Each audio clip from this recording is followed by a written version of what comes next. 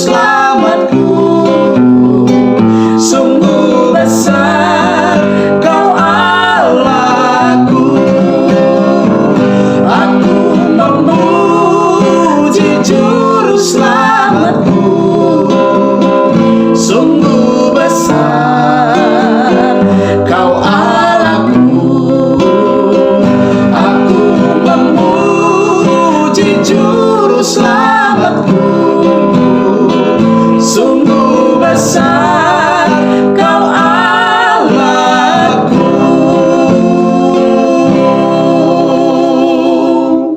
Selamat hari Sabat semuanya. Mari kita awali ibadah kita dengan bersatu dalam doa.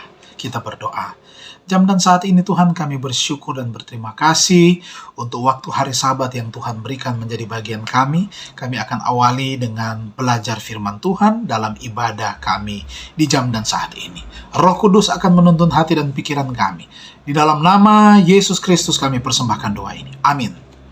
Firman Tuhan kita pada saat ini berjudul pelepas bagi umatnya. Ayat tema Yohanes 2 ayat 11. Hal itu dibuat Yesus di Kana yang di Galilea sebagai yang pertama dari tanda-tandanya, dan dengan itu ia telah menyatakan kemuliaannya dan murid-muridnya percaya kepadanya.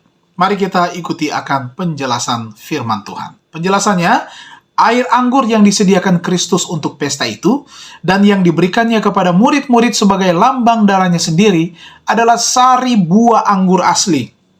Inilah yang disebut oleh Nabi Yesaya waktu ia berbicara tentang anggur baru dalam suatu tandan, lalu berkata, "Janganlah musnahkan itu, sebab di dalamnya masih ada berkat." Yesaya 65 ayat 8. Kristuslah yang dalam perjanjian lama memberikan amaran kepada bangsa Israel. Anggur adalah pencemooh, minuman keras adalah peribut, tidaklah bijak orang yang terhuyung-huyung karenanya. Amsal 20 ayat 1. Dan ia sendiri tidak menyediakan minuman yang sedemikian. Setan menggoda manusia ke dalam pemanjaan diri yang akan mengaburkan pertimbangan serta menumpulkan pengertian rohani. Tetapi Kristus mengajar kita supaya menundukkan sifat-sifat hawa nafsu. Seluruh hidupnya menjadi suatu teladan dalam hal penyangkalan diri, supaya dapat menghancurkan kuasa selera.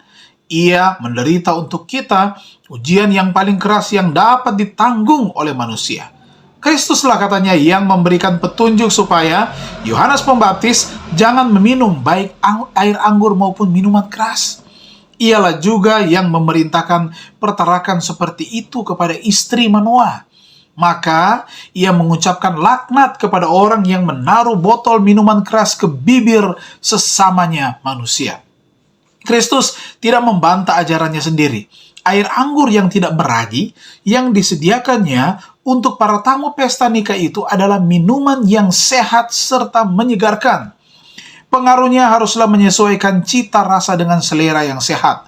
Sementara para tamu yang di pesta itu menyebut-nyebut mutu air anggur itu, diadakanlah penyelidikan dan memperoleh dari pelayan-pelayan hal ihwal mujizat itu.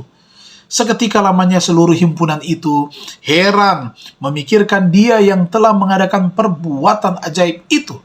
Ketika pada akhirnya mereka mencari dia, ternyata bahwa ia telah pergi dengan diam-diam sehingga tidak diperhatikan oleh murid-muridnya sekalipun. Perhatian himpunan itu kini dialihkan kepada murid-murid itu. Untuk pertama kali, mereka mendapat kesempatan untuk mengakui iman mereka kepada Yesus. Mereka menceritakan apa yang telah mereka lihat dan dengar di Yordan.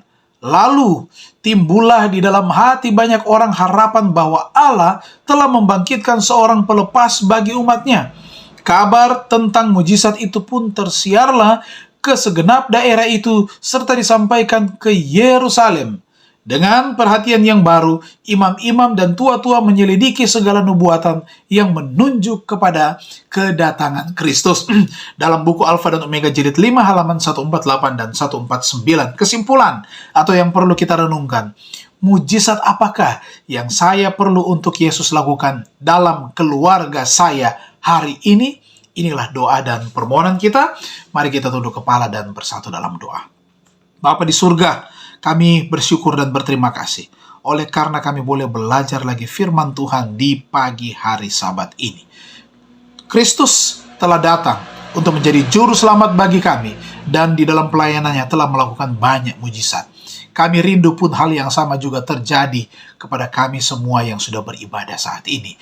Mujizat pemulihan, kesembuhan, kekuatan iman, keberhasilan, dan kesuksesan akan menjadi bagian semua umat-umat Tuhan yang pada jam dan saat ini sementara meminta, berdoa, berharap kepada Tuhan. Maka berkat melimpah dicurahkan menjadi bagian kami semua karena kami persembahkan doa ini di dalam nama Tuhan Yesus Juru Selamat dan penebus dosa kami. Amin. Tuhan memberkati kita. Selamat hari Sabat.